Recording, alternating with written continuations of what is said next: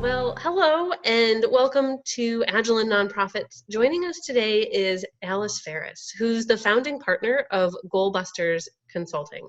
And Alice and I have been colleagues in the consulting space and really in social media circles for, I don't know, years. Can't even keep track. It's just, we're both still very, very young, and we just have lots of years of experience under our belt at the same time. But so one of the things I always love when following Alice's work and the rest of her team is that when they're traveling, they talk about a really wide range of topics in fundraising, and they talk about it in all sorts of different countries too. So the way they teach and speak translates across all sorts of different communities. Well, I happened to, at one point, catch a little comment where Alice was talking about Scrum to fundraisers. So Alice, thanks for chatting with us today. I would like to hear more about GoalBusters and how it is that you came to talk about Scrum in fundraising. So I came to Scrum relatively recently. I would say probably, I think I first started learning about it maybe 2 or 3 years ago. And it came to me through my productivity platform. So I'm always nerding out on productivity tips just for my personal productivity and trying to help smaller to medium-sized shops be more productive with the time that they have. And one of the companies that I subscribe to, that I've been subscribing to for probably about 4 years now, is a company called Asian Efficiency, which I think is funny too. It's okay. And it was founded by 2 Asian guys. Tan Pham is one of the founders that's still with the company. And one of the things that they introduced was the fact that they run Asian Efficiency on a Scrum model. And I was like, what the heck is this thing, Scrum? And the more that they taught about it in the productivity system that they're modeling for their customers, the more I thought, this is something that I want to apply to my own life, just in my own, how do I set goals for my long-term vision? But then I started thinking about it because, as you know, anything with this agile planning model just kind of leaks into the rest of your life. And it started to leak into the strategic planning I was doing for organizations. And then with that, it started leaking into some of the campaign management I'm doing for various nonprofit organizations. And you just can't help it. It just ends up taking over everything. And the place where it became most logical to implement, and what ended up being the place where I was exploring it the most, was doing campaign direction for one of our clients. It's Lowell Observatory. And Lowell Observatory is why I first came to Flagstaff, oh gosh, in 1996, so 24 years ago. I came here to be director of development for Lowell Observatory. And I left the observatory in 2000 and started my consulting practice shortly after. But it's always been one of those organizations that's had a special place in my heart. And I was just thrilled when they invited me back to do some consulting work for them many years ago now. And then about almost 3 years ago, I was brought on to help with their campaign direction and was looking for a way to help make this team be able to continue to move forward and continue to be productive, being a small team running a really large campaign. And Scrum kind of leaked its way right into it. That's so interesting. So one of the things that we've been seeing, or a trend in all of the interviews we've conducted, is that Agile is really being something nonprofits can adopt, and they do it through other their partners. So either technology facing or community facing, and they pair with someone who's experienced in an Agile framework or an Agile approach, and they just naturally absorb it, and it turns into like a best practice for how they operate. So what are some of the ways that you've seen nonprofits adopt Agile principles or Scrum perhaps, and has it translated into things like, we get questions, is it more collaborative for the teams? Is there more project efficiency? We get that one a lot. Oh, I bet. Well, the example of the campaign that I'm helping run for Lowell Observatory touches on some of those things that you just asked. And one of the elements is that this is a relatively small team. This is a 10-person development team, which for some nonprofit organizations is going to seem like, my God, that's a huge team. And they are actually the largest team that we work with as GoalBusters. But at the same time, this team of 10 people is managing a comprehensive $54 million campaign, which is a small team for that size of campaign. And that was one of the challenges we were having, was that if you look at most major gift and campaign management structures in the nonprofit sector right now, there really wasn't anything that we could use to project manage such a large scope with a team that small. They were expecting that, oh, well, you have 10 people on your campaign team and you have 5 people in your marketing team. And no, I have 10 people total, not only to run the campaign, but also to do their annual fund, to do all the data entry, to do all these other things. This wasn't, oh, you have 10 people out asking. No. So I was really looking for, how can we find a system that's going to best utilize that group of people and their skills? And I think the things that I really value about Agile planning models, and specifically in our not full implementation of Scrum, but taking bits and pieces of it that worked appropriately for this campaign, was the fact that silos are pretty much non-existent in this model. I can't afford to have silos if I'm running that large of a campaign with that number of people. And it really, the collaboration piece that you mentioned, Jessica, that was one of those things that immediately came out, which was the handoffs of a particular donor or a particular relationship happen a lot more quickly using an Agile planning model, because no one felt like, this is my person and I have to own this person. It was no, we're trying to hit an outcome. And so how can we as a team better communicate and better collaborate to make sure that we actually hit the outcome in a short period of time?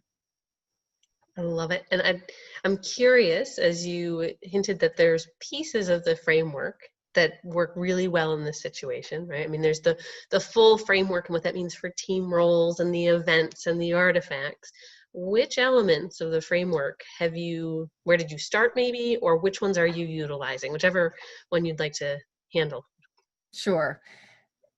Well, I will admit that one of the things when we first introduced this model, it's myself and the executive director equivalent, his title is director, but the director of the observatory, and the deputy director of development, VP equivalent position. The three of us had kind of agreed that we wanted to try to implement Scrum as part of the campaign management. So we presented it to the major gifts team, which is most of the development team, frankly, and the trustee at a meeting. And the first thing that comes out of the trustee's mouth is, I hate Scrum. Like, oh. Great. Well, this is a good start. And luckily, the chair of the development committee at the time was also at the meeting. And he said, well, why do you not like Scrum? I use Scrum in my company and I love it. And both of them worked for the technology industry. So they were the only ones in the room who had actually implemented full-blown Scrum in the past. And both of them had mixed success, essentially. But one of them saw the positives in that mixed success, and the other one saw the negatives in the mixed success. So we let them duke it out for a while. And I think part of what led to us trying to implement it was two main things that were really the driving force for saying, let's give this a try. One was the piece I mentioned earlier about the outcome focus as opposed to the process focus. And it really was, we know that we have milestones that we have to hit along this path. And we can't say, okay, we're going to do a 12-month plan and we're hoping that we're going to get to this point by month 12. We really needed much shorter timeframes to be able to have reasonable deliverables, again, with a small team. The other piece of it was related to, how do you keep everyone's eye on the ball? And again, having kind of a more traditional moves management or more traditional campaign structure, campaign management structure, really the timeframes were too spread out. And I really needed to give people those regular successes to be able to keep moving this project forward. So one of the things that immediately jumped out, and part of the reason why Lisa, who's the deputy director, agreed to try this out, was specifically the model of the sprints. So that's the piece that we have embraced. And in fact, I have a meeting this afternoon that is our sprint review, which we do every 2 weeks of okay, did we get done what we said we were going to get done? And what are we going to do in the next 2 weeks? We kind of had a different time frame for our sprints early on in the process. And now we are just practically religious about it. It is every 2 weeks, what are we going to get done? So that piece is the piece that we have implemented, I think, most fully. The other piece that we've implemented mostly is the role of the Scrum Master, which is essentially me. And so I'm the one who's just making sure that we know what the backlog is, that I look at it on a regular basis, that I bring it up with the team saying, so what's going on with this one? And everything else, I will admit, we've kind of implemented pretty loosely. And, part of it is because, first of all, I know enough about this to be dangerous, but I'm certainly not certified like you are. So how I implement it is totally a layperson's way of implementing this practice. And that's how I started years ago with our firm. I listened to the audio book from Dr. Sutherland. My spouse was like, let's listen to this on the long drive. And so he knew, like, twice the work and half the time. I was like, check, that works for me. But it made so much sense for thinking about impact and how quickly we could nonprofits are doing amazing things with limited resources, right? But to your point with silos, how can we help nonprofits that have limited resources do amazing things, maybe a little bit faster or a little bit easier, if there's some sort of impediment they're facing? For some, they're already very agile minded and they don't need it. But I'm curious, knowing with your 2-week sprint cadence then that you have in place, when you're looking at what we've done before and where we're headed now, what's the team's reaction to the idea of, do you do any retrospective? What went well, what didn't, what could we improve? What does that conversation look like? Is that present within those meetings?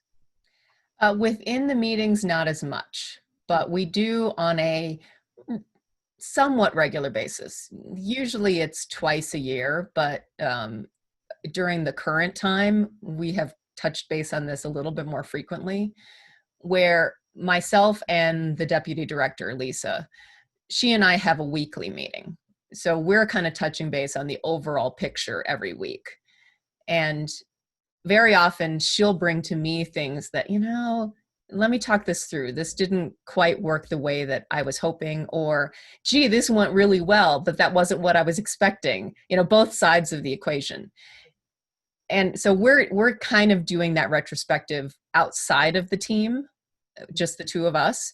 And then on a somewhat regular basis, but not an organized formal basis, we are integrating that conversation a little bit into those sprint reviews. The thing about those every other week meetings is that we schedule them for an hour.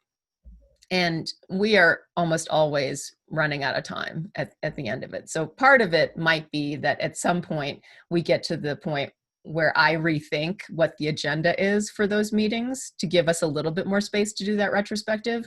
But right now we're just scrambling as fast as we can. Wrong with that, right? So you said something else that piqued my interest, because it's something our teams have really embraced, is that when this sprint goes well and they complete the goal, especially if they actually complete the goal early, that's where we have extra special ways that we now celebrate. We've built some different team culture items around it. Our writing team, they ring the dingy bell whenever anything good happens. Anything at all, we don't need a whole lot of excuses, they ring that. The marketing and training team, well, pre-COVID, but if we finished early, we're co-located enough, we would find a place and go out to lunch. Nice. So, right, developing things, as you said, finding successes in shorter terms. Is there anything that's worked in this team as you took away the silos, made it about not just the I to the major donor, but is there anything that you found worked really well for celebrating the team's success? Well, Diane, you follow me on social media, so one of the things that seems to pop up in my social media a lot is, adult beverages. So one of the things that we did when we secured the naming gift for the campaign for the Astronomy Discovery Center was I gave bottles of favorite adult beverage to each one of the team members, every single one of them. And the deputy director, who is essentially the project owner, she gave bottles of champagne to the entire team. So I guess we know how to motivate each other. Well, I was like adult beverage or also food connoisseur, because I feel like there's Guy Fieri and then there's Alice, and I'm going to follow Alice's Instagram feed for when I'm in a city. That's where I'm going to figure out where I want to eat. But Thank you. Either way. But yeah, so I think that for big things, big victories like that, I will admit there has been alcohol involved. But we also try to make it a point to allow people to say, hey, this went really well. And Lisa's incredibly good about sharing that type of conversation with her team on a regular basis. And in fact, one of the things that I have said repeatedly to the team, because I have a history with this organization, and I think myself and the director, because he and I were peers when I was at Lowell Observatory. In fact, he was a postdoctoral fellow when I was there as the development director. So he's been with the observatory maybe a couple years longer than my association with the observatory.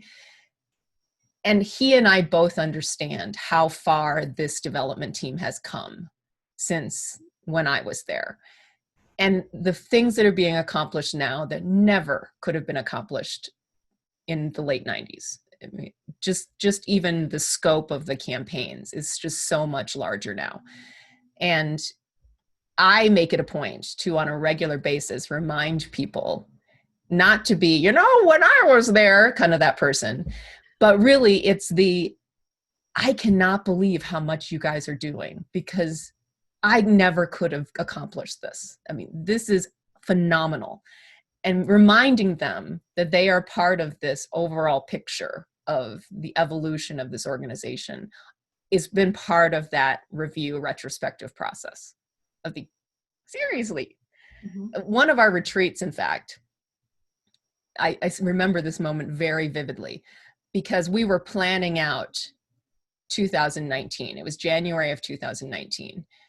And we're doing this afternoon retreat, and we're looking back at 2018 and thinking, yeah, that was a good year. We raised like $5.5 million. That's awesome. And then we start going through the goal setting for 2019. And I start putting the numbers on a flip chart. And then at the end, I added them all up. And it totaled, I believe, $21 million. And I said, okay, so let's just pause here for a moment. Here's last year's number. Here's this year's number. Is everyone okay with that? And they looked at it, and you could tell they were having kind of one of those deer in the headlights moments. And then I remember Stephen was the first one to speak up. He says, yeah, I'm good with that. I think we can do that. And they did it. I mean, they completely. And so this year, when we were doing our retrospective, we all made it a point to say, remember how we felt about this number last year? And remember how seeing what we did, how good we feel now? What are we going to do this year? So that has been very important as part of that review process. One of the interviews we had a few weeks back was with Eric Ressler, and he is the creative founder of a company called Cosmic. They're a technology partner. They partner with a lot of social and nonprofit initiatives that they get the chance to upgrade or do something to enrich their platforms. And he had mentioned that the quickest thing that nonprofits seem to take to in terms of Agile is the concept of sprinting. And what do you think, maybe is it something like it's less intimidating, or is there some parallels there that would make it so that a nonprofit would be more likely to reach towards something like sprinting, which is a subset of Scrum? I I totally understand that perspective because that's what I gravitated to first as well. And I think that one of the main reasons why the sprint concept is so attractive to nonprofit organizations is that we have such a huge volume of things that we need to accomplish. So much in the nonprofit sector is about doing more with fewer people, which is completely overwhelming for a lot of people. And it can really feel like you're on the hamster wheel. You are just walking as fast as you can, running in your little wheel, and you can't get anywhere. And the attractiveness of a sprint model is that you have something that you are completely focused on for whatever period that is, whether it's 2 weeks or something else. And at the end of that period, in theory, you have something done. And I can't imagine the feeling the first time you actually set a goal and say, wow, I got that done, when you haven't been able to do that in your job for a really long time. That's going to be one of those transformational experiences of, oh yeah, I need to do this again. And this kind of builds into another model that I'm completely obsessed with, which the two interface incredibly well. And that's the 12-week year model. The 12-week year by Brian Moran is like one of my favorite books. And okay, just to completely nerd out now. So the 3 books that tend to be around in this space on a regular basis, Scrum, Getting Things Done. In fact, it's right here. So GTD, Scrum, and the 12-week year are like my 3 productivity Bibles. And with the 12-week year, the thing that I emphasize with people that I teach it to is that this is about strategic imbalance and intentional imbalance, which is what he says in his book. But for me, I like to say strategic imbalance because it's the, what can I focus on now that's going to move the needle the most? So whether that's today, the next hour, the next week, the next month, whatever, the next sprint period, what can we do to move the needle? And that's one of those things that I think nonprofits are really bad at, is because everything's important. So they focus on everything. It's like that old exercise of write the letters of the alphabet and then write the numbers 1 through 26. And Yes. if you do all the letters and then all the numbers, you're faster than if you do A1, B2, C3. Yes. Context switching. Yes. Exactly. And nonprofits do that context switching all the time. And to force them out of that model and say, okay, you need to really focus on project A until project A is done, is completely radical to most nonprofit organizations, and particularly to their fundraising teams who are like, so that's one of the things that I really appreciate about applying the sprint piece in particular, is that you have a project that you as a team are focused on finishing. And you know that there's going to be an outcome at the end. So what steps do you need to do to get to that outcome in this period of time? And that concept is radical for most nonprofit teams that I've worked with. Wow. When we teach our basic Scrum Master course, that context switching exercise is one of the exercises we do, just to have people even time themselves and see the difference. And then you can see the light bulb go off for folks that have never tried that too. Oh, right. And just what does that mean for even your daily productivity and like what's happening while you're on your phone and you're watching your email and just to think about how your brain operates in that little way. It's such a powerful exercise. I love that you brought that one up. I'm also geeking out over the book list as well. I'm like, well done. We love to talk books. Obviously, we both have books behind us because it's one of our favorite things. So we'll probably include links to that in our post afterwards. I'm glad you brought those up. But Alice, I'm so grateful that you took some time to talk with us about sprints and about, as you said, how Scrum and Agile kind of leaks into other areas once you start. It's very true. We even have a family Scrum board. It really, oh, that's cool. it happens. But any final suggestions or thoughts for nonprofits that are interested, or development or campaign teams that are thinking about it? Do you think they should read a book? What do you think they should do if they wanted to learn more on their own? I think that, first of all, one of the things that can get in the way of trying out a new model is that we, in the nonprofit sector in particular, as well as in smaller organizations, we kind of feel like it's an all or nothing affair of I have to completely embrace Agile planning and implement all of these things and change everything and throw everything out in order to do this fully. So they don't do it. My suggestion, particularly for things like Scrum, other Agile planning models, is that take it a little bite at a time. And the worst thing that happens is that you try something out and it doesn't work and you stop doing it. Oh my God. So I encourage people, especially with the sprint piece, since we reflected on that quite a bit, just go ahead and try it. What's the worst? How badly can this turn out, as my partner Jim likes to say? If you do 2 weeks for a sprint and you don't get done what you thought you were going to get done, you probably got something done. So you've moved the needle a little bit, and then you'll learn from it. Because the first couple of sprints that we had, we didn't pick the right outcome. I mean, I know that looking back at it. We picked an outcome that was far too dependent on somebody responding to us. And what we learned from that not being able to hit our goal during that particular sprint was that we needed to create our outcomes based on things that we could control. And again, if you just try it a little bit at a time, the worst thing is that you decide you don't like it and you stop doing it. But at least you can say you tried. And I'm guessing you'll be more productive and you'll end up sticking with it. Very good advice. Thank you, Alice, and thanks for being with us for the conversation today. Sure. Thank you for the invitation.